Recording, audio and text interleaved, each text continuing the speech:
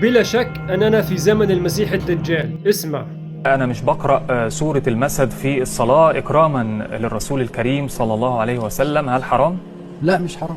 ولو لم نقرأ سورة المسد في القرآن علشان سيدنا رسول الله صلى الله عليه وسلم، وإن هذا الرجل كان عم سيدنا رسول الله صلى الله عليه وسلم، ما فيش مانع.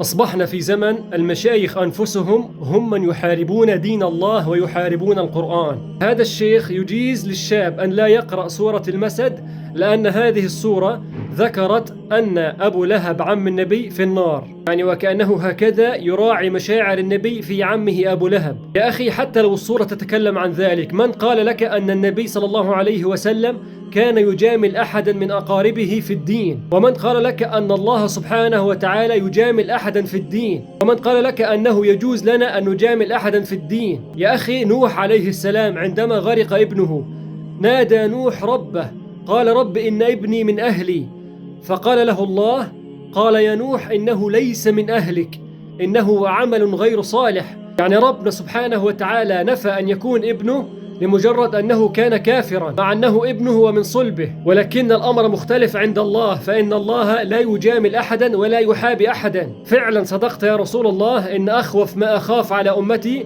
الأئمة المضلون، نسأل الله العفو والعافية.